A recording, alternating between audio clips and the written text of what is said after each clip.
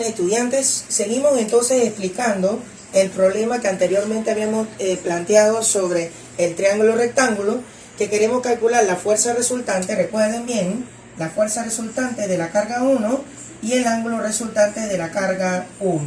Eso es lo que se me está pidiendo, ¿verdad? Si se dieron cuenta anteriormente, ya hemos decompuesto las fuerzas, hemos utilizado la ley de Coulomb para calcular cada una de las fuerzas, pero no hemos encontrado en sí lo que el problema me está pidiendo, que sería la fuerza resultante y el ángulo resultante. Ahora, ¿cómo podemos hacer para encontrar esto? Utilizamos la primera ley de Newton o la ley del equilibrio. Recuerden, sumatoria de la fuerza resultante de X sería igual a 0, las que van hacia la derecha como las que van hacia la izquierda, y la sumatoria de las fuerzas en Y igual a 0, las que van hacia arriba como las que van hacia abajo. ¿Sí? Vamos a utilizar lo que habíamos visto anteriormente en la clase.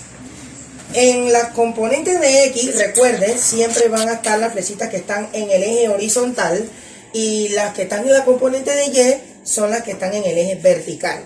Ahora, si yo voy a encontrar la fuerza resultante de X, yo voy a observar cuántas componentes tengo en el eje horizontal. Si ustedes se dan cuenta, hay dos.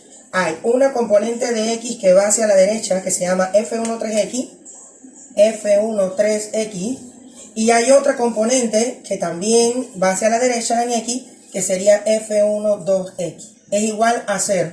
¿Por qué es igual a 0? Porque no tenemos ninguna componente hacia la izquierda en el eje X. En cambio, en el eje Y tenemos una componente hacia arriba, que se va a llamar fuerza 12Y, y vamos a tener una componente hacia abajo que se va a llamar fuerza 13Y. Con eso vamos a encontrar nuestras ecuaciones que nos van a ayudar a resolver el problema de fuerza resultante. ¿Qué tenemos que hacer ahora? Tenemos que reemplazar tanto las fuerzas que encontramos utilizando la ley de Coulomb, así como también utilizando las funciones coseno y seno, dependiendo de si la X es coseno y si la Y es seno. Si se dan cuenta, en las X hay que sumar y en las Y hay que restar.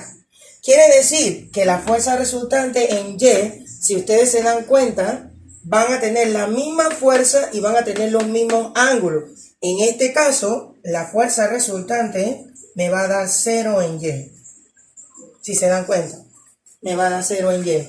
Va a haber una componente hacia arriba y una componente hacia abajo, y en este caso va a dar una fuerza resultante de 0. Ahora, ¿cuál es la única fuerza resultante que puedo calcular? Es en X, si se dieron cuenta. ¿Por qué en X? Porque en X sí tengo dos componentes y esas componentes tengo que sumarlas. Y eso es lo que voy a hacer. Voy a reemplazar entonces la F13, que sería 3.6 newton, por el coseno de 60, más 3.6 newton de nuevo por el coseno de 60. Y si usamos la calculadora, encontramos que el coseno de 60 es de 0,5.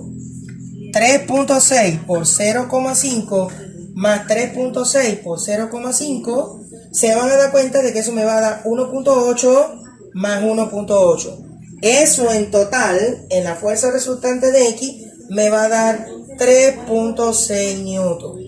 Sería la fuerza resultante de X.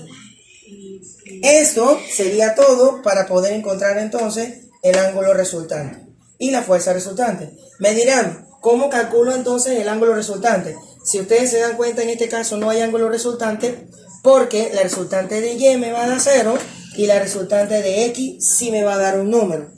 Y si yo divido 0 entre 3.6, el ángulo que me va a dar sería de 0 grados. Pero la fuerza resultante sería de 3.6. Con esto terminamos entonces el problema del triángulo rectángulo. Muchas gracias, que pasen buen día.